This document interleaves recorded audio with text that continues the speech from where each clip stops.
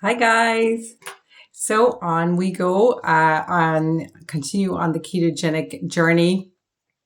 And as I said, in the last year or two, I have been experimenting. I've been on the ketogenic journey now for 3 years, and I have been experimenting with introducing carbs back in, doing some more prolonged fasting. That was last year. And then just seeing what is the mechanism for the way things work in terms of supplements. And that has been the kind of second half, if you like, act two of, I think, I was going to say a 4 act play. I think this one's going to go on and on and on. So act one was ketogenic diet and intermittent fasting. And I achieved fantastic results. I was down to 156, 150 apparently is the kind of every girl's dream. I got to 156. I'm very heavy boned anyway. 156 is a struggle for me to get to, but I did it. I was doing a lot of walking and a lot of keto and OMAD, which is 1 meal a day. No, it was a substantial meal and I was not hungry at all. Intermittent fasting and all the rest of it. So I was doing a big body clean out. My blood results were amazing, really amazing, like perfect. And one of the things that happens when you've gone from a really shit diet, like I'm talking white refined carbs, like all the way, give me white refined carbs. Yes, I thought I was healthy. I was eating oats, rolled oats and brown bread. So the whole meal brown bread. So I thought that was like, oh man, I'm healthy, but it's all carbs. I wasn't really even eating really any vegetables, or, very little protein, like, a lot of mistakes. But the ultimate thing is to go back to cutting out the carbs. So I see lots of people doing low carb diets, but they eat carbs at every meal. It is so important. You will not really increase your results. You'll increase them a little bit. And a lot of people go on about blood sugar control. This is not about blood sugar control. This is about making you insulin sensitive and also improving your metabolic health across the board. So taking out the plaque out of your blood, out of your arteries, out of your veins, and getting the body's systems into really good health. And as you can see, I look really healthy. I feel really healthy. I am overweight at the moment because I have been reintroducing carbs and alcohol, which I didn't in the first kind of year and a half. It would have been, just over it wasn't quite a year and a half where I was at what I would call my purple patch of keto, and felt amazing, looked amazing, was at 156 pounds, was able to maintain my weight very easily. Now with exercise, because keto has a lot of fat. So with exercise, really good muscle tone, amazing. And then I introduced supplements. I got substantially heavier once I introduced collagen. And the reason for that, apparently, from all the research that I've done, is because it's going into my bones, going into my brain, going into my organs, and they're all getting heavier and healthier. So I have learned to embrace my weight in terms of how do I feel health-wise? How do I feel? Now, obviously, I'm carrying a little bit more fat than I would like. Definitely a throwback to Christmas, which hasn't ended. The problem with reintroducing, I'm a beer drinker. I like red wine as well. But the problem with reintroducing beer is that, it's a slippery slope. So the beer, you have one and then you have one more and whatever. So that has definitely not helped. And definitely what happens when you have beer? Yeah, you have crisps. Well, we've cut out the crisps. So that was something that I try not to buy, because my thing is I buy a slab of beer and then I buy a load of crisps for other people.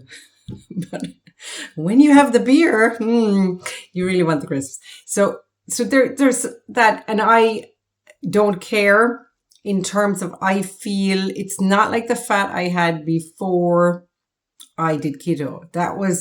I felt bad. I felt tired. I felt unhappy, unhealthy. I was just like, I was dragging my feet through clay.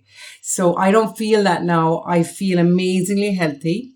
I feel really, I just feel brilliant all the time, even though I'm carrying probably 40 pounds too many. I'm at about 190 pounds. Now, a lot of that is definitely, not a lot of it, some of it, probably about 10 pounds, is definitely the introduction of collagen and, improvement in bone, organ health, and all the rest, muscle, skin, whatever. But I'm probably about 30 pounds overweight from all of the excesses. I was going to say the excesses of youth, but the excesses of the not so youth. And definitely I've enjoyed every minute. I am a person, I have said this on some of my shorts.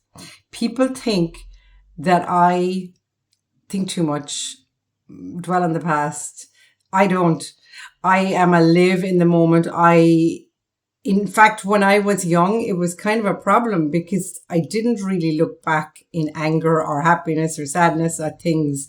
I tended to go through the emotion of the day and then kind of come out the other end kind of efficiently when I look back. But, when you're young, you seem like a weirdo because like people are caught in kind of victimhood and whatever. And I was never really like that. I mean, I was obviously like everybody. We all moan and complain sometimes.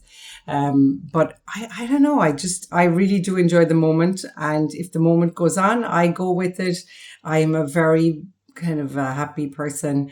And obviously sometimes I feel like shit sometimes because that's life. Life is the undulating.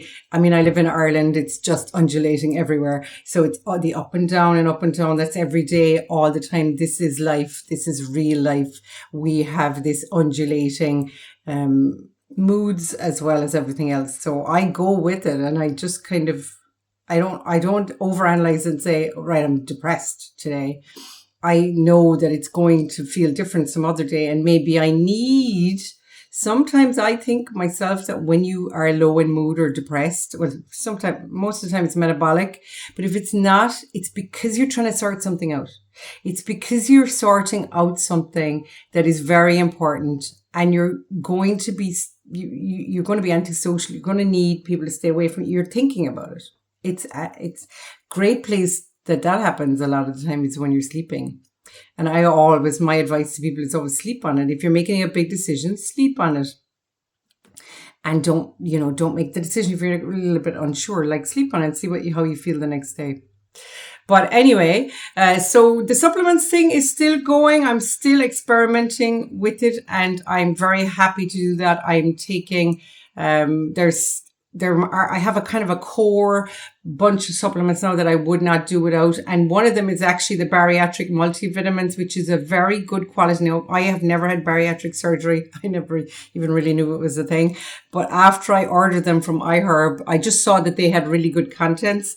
And then after taking them, I was like, this is pretty strong, but they are very good. Now, Centrum will do anything, any multivitamin with iron. For me, I tend to suffer from low iron, so I need a multivitamin with iron. Some people don't. You should check your ferritin levels or whatever it is and make sure that you are not a person. You kind of will know yourself anyway. So if I don't have enough iron, I can kind of feel it. I get very pale as well. But so I have to take some iron. So any kind of multivitamin with the B complex and whatever, and I take with minerals and iron. So B vitamins, absolute necessity. Methyl B12 separately must be taken or have it in the B vitamins, but make sure that you have methyl B12. B12 is very important. I wish I knew this stuff when I was younger, when I was feeling like I was just going through the fog, the swamp, the quicksand. It just felt like that all the time. Not in a depressing way, but it just was like, so methyl B12, vitamin D2, D3 and K2, to take them together. Do not take them separately. Don't get a vitamin D, get a vitamin D3 and K2. Alpha lipoic acid, liposomal glutathione. Now, some people take NAC. You are no longer able to order NAC on iHerb in Ireland. You may be able to get it in some of the supplement stores. NAC in America is seen, in USA, is seen as a drug. So we can no longer order it online as a supplement because of this kind of gray area. and I was able to order NAC up until say after Christmas. Now that has changed. So now I used to take NAC in acetylcysteine, and I found that there was no difference. It's supposed to up your glutathione level. So your glutathione, the rate limiting part of glutathione is cysteine. So the best way to take cysteine is NAC, N-acetylcysteine. And I was taking it, and I must have this SNP. There's SNPs, I can't remember the name, which SNP it is, but there's some SNPs in about 25% of people's genes. There are SNPs that don't allow you to process NAC to help with glutathione. So I ended up ordering liposomal glutathione just to see massive difference. So I assume I have that SNP. I don't know for definite, of course. But what I would say is, because I noticed no difference over a couple of months with the NAC, I said, maybe I have this SNP. It was Gary Brecka, actually. I watched when I first saw Gary Brecka, I thought he was a waffle meister. I was like, I stay away from that guy. But I have seen now over time, he comes across a bit kind of like a slimy, used car salesman a little bit. He gives me that vibe, but he actually does know his stuff. But I, like I said, I research across the board, and I'm willing to change my mind on people if they come good, So anyway, so I take liposomal glutathione. I don't have any at the moment, particularly if you drink or do other things that are oxidants. And also with we have air fryers in the kitchen. So I know everybody's taking vitamin C, but really we should be taking liposomal glutathione, alpha lipoic acid. They're antioxidants and they support antioxidant production. The body makes glutathione, but if you don't have cysteine, which comes from things like garlic and stuff, a lot of people don't eat that stuff. You will not be able to make glutathione because it's made up of 3 amino acids, one of which is cysteine, and that is the rate limiting one. So even if it has very little of the other 2, it can make them up, but it cannot get produced the cysteine, and you're going to have to take it. So I have bought L-cysteine, which is liposomal cysteine. A lot of people say that's not absorbed properly, but I actually find that when I take L-cysteine, I do feel better. So maybe just the NAC is the one that I can't use in my system because of some kind of SNP. I could get tested to see. You can get these amazing tests now, but they're so expensive and kind of they're hard to get in Ireland. So I definitely would get them if they came down in price a bit, or if they were a little bit more accessible. Anyway, so that is another one. Vitamin C for definite. Let me see what other ones. Benfotiamine. I think if you have any kind of neuropathy, nerve pain, I would definitely take benfotiamine because it will help with any of that. If you have any kind of nerve pain, especially if you're getting older, your knees, your joints, whatever. Oh my God, absolutely brilliant. Or if you have a little jangle somewhere. I used to have a little jangle in my knee. I couldn't explain what it was from. And benfotiamine, I was watching a video they were like, benfotiamine, you got to take this. It's a type of B vitamin, but it's a synthetic version. And in the very rare case that a synthetic version works better than the real thing, it is really, really good. So yeah, I definitely think if you have any kind of neuropathy, otherwise you probably don't need benfotiamine. Coenzyme Q10, very good for the surroundings of your myelin sheath, which is the cover that goes around your brain, your nerve ending cover, all of the little external kind of shells on your cells and stuff like that. So I don't take that one all the time. I take it now and again. Let me see, what else would I definitely take? Yeah, they would be the main ones. They would be the main. Amino, daily amino. I take one called daily amino. There's other ones that have all the amino acids. I take collagen as well. I would say to anybody, take collagen. You will be heavier on the scales. But if you don't want to take collagen, I would definitely take daily amino. Because it's really, really good. So I order daily amino from iHerb, but you can order other ones. Anyone with I don't like powders. I have to take things in tablets, even though, omega-3 fish oil. That was the other. I knew there was one. Omega-3 fish oil. You have to have omega-3. Those of you that are vegan and vegetarian, find some other way to get it. I know that there are other ways. I can't remember what they were. I think they have something to do with sea kelp or something. But definitely omega-3 fish oil, you will notice a massive, massive, massive difference. Your triglycerides will come down, which is really good in your blood. Go and get a blood test and start learning to read your bloods.